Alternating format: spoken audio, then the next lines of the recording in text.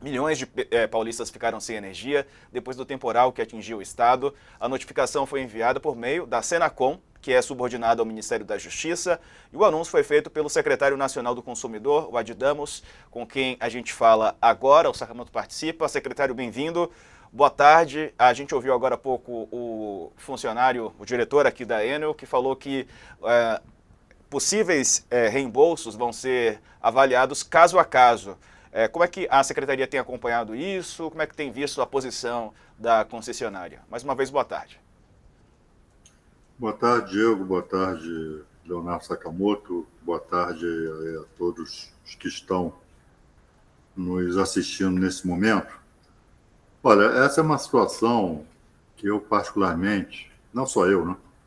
Acho que milhares e milhares de pessoas consideram inaceitável, né? Uma situação, eu não estou me referindo aqui ao fato de ter chovido e ventado nas proporções em que aconteceu em São Paulo. Ninguém detém, não se está se exigindo da Enel que evitasse que chovesse e ventasse. Agora, o que se deve exigir de qualquer concessionária de serviço público é que adote medidas de natureza preventiva, sobretudo, para mitigar possíveis prejuízos, né? Porque precipitações ambientais, elas acontecem, vão continuar acontecendo. Os serviços de meteorologia de todo o mundo já há alguns anos vêm alertando que essas chuvas, esses ventos, esses vendavais, eles vão acontecer de forma mais espaçada e de forma mais intensa. Ora, quem administra uma concessão pública, administra um serviço público, tem que estar preparado para isso, para mitigar prejuízos, para atender prontamente os consumidores que usufruem desse serviço. E, aparentemente, não foi o que a Enel fez, né? Então, para não haver atropelos, enfim, nós notificamos a Enel para que ela nos diga o que de fato aconteceu, que medidas foram adotadas anteriormente ao episódio, né? E que medidas vão ser tomadas após esse episódio. É o que nós queremos saber da Enel. E como é que está a administração do ressarcimento dos prejuízos das mais diversas naturezas que foram causados aos consumidores em São Paulo, porque é da obrigação da Enel ressarcir, né? Se esses prejuízos foram causados por força do apagão, compete à Enel ressarcir essas consumidoras e esses consumidores. Secretário, boa noite, Leonardo Sakamoto aqui. Na entrevista que o prefeito Ricardo Nunes deu para o UOL mais cedo, ele falou, ele culpou, na verdade, né, essa inação da Enel, ele culpou, jogou a culpa, terceirizou a culpa nos contratos de concessão, falou, olha, o contrato de concessão estava equivocado com a Enel, deveria ser uma situação diferente, né? Ou seja, jogou lá para trás, jogou lá para o fim, tirou da responsabilidade deles, né? É claro que, como munícipes de São Paulo, né, muitas pessoas estão insatisfeitas que falaram, poxa, tem árvore que caiu, tem situações que poderiam ser também prevenidas e não foram por parte do poder público municipal, né, estadual. E daí a pergunta, caso a Enel demore para ressarcir ou não ressarça, tivemos casos que o Diego acabou de mostrar, de remédios, pessoas que dependem de remédios caríssimos, que foram perdidos pela falta de energia. Caso a Enel ela não ressarça esses recursos, cabe às prefeituras, cabe ao município de São Paulo e aos outros municípios atingidos também alguma espécie de responsabilidade, não? Olha, Leonardo, eu não conheço os contratos, né? Os contratos dessa concessão, mas eu entendo aí eu te responder quem seria o agente, o polo ativo dessas reclamações contra a Enel, né? Não sei se os municípios também, porque as cidades sofreram danos, né?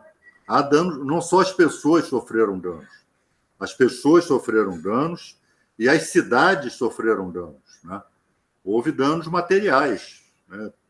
Por todas as imagens que eu assisti dessa tempestade, não é, em São Paulo.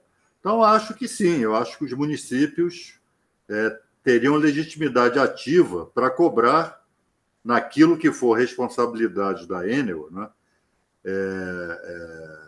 ressarcimento sobre esses danos materiais, além das pessoas. Né, além das pessoas.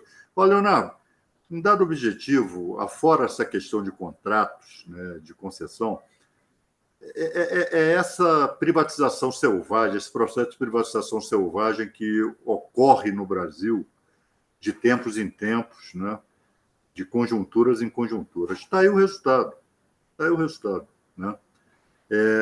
Água e energia elétrica, saneamento básico, são questões que dizem respeito ao ser humano, à existência humana. Você, com um processo como esse, deixar as pessoas sem energia elétrica durante dias, você joga essas pessoas para a Idade Média. Né? Então, privatizar esse serviço, e hoje se sabe que em diversos países, sobretudo países da Europa, esses processos de privatização estão sendo revertidos.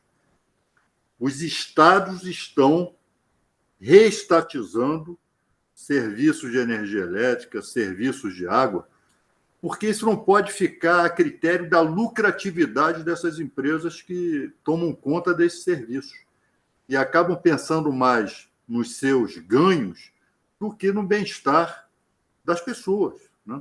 O senhor Então, falou isso é de muito grave, isso é um água. debate que tem que se abrir. Então, o senhor falou de água, né? E aí que, por conta exatamente da demora da Enel em restabelecer as conexões de energia, teve muita gente que trouxe à baila o debate a respeito da privatização da Sabesp, que está sendo levado pelo governo do estado de São Paulo, né? À Assembleia Legislativa. Nesse sentido, o senhor vê com preocupação essa privatização? Com muita preocupação. E não é à toa que, por conta do que está acontecendo aí com os serviços da Enel, já se levanta a preocupação, pessoas estão preocupadas, pô, e agora? E a água? Né? Quando aconteceu um evento climático como esse, que possa vir a prejudicar o fornecimento de água, né? Como é que fica? O preço da água, enfim, é um debate que tem que se abrir aqui no Brasil, né? Porque parece que a privatização é algo natural, né? É o destino natural das empresas públicas, né? É serem privatizadas, porque se criou uma ideologia aqui no Brasil que a empresa pública é ineficiente. Há empresas públicas que são ineficientes? Claro que há, mas isso é inerente ao fato de ser uma empresa pública, né?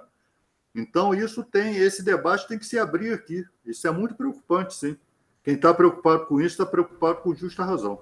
O prefeito culpa o contrato, o governador também fala que o contrato foi mal amarrado, mas que com a privatização da Sabesp ele fará um contrato melhor amarrado para que isso não ocorra. Os problemas estão de fato nos contratos, ou as privatizações nem sempre são garantia, né, de uma melhora no serviço, secretário? Olha, Diego, eu vou aqui manifestar uma opinião estritamente pessoal. Aliás, acho que já manifestei, mas vou reiterar caso tenha manifestado. E é estritamente pessoal. Eu particularmente entendo que esses serviços estratégicos, como energia, água, saneamento básico, isto não deve ser privatizado. Isto deve permanecer nas mãos do Estado. É a minha opinião pessoal. Então, estou aqui antecipando, em relação ao caso concreto da Sabesp, eu espero que ela não seja privatizada. Tá certo. O Adir Damos é secretário nacional do consumidor. Obrigado pela entrevista, secretário. A gente está acompanhando, espaço aberto aqui para atualizações. Boa tarde.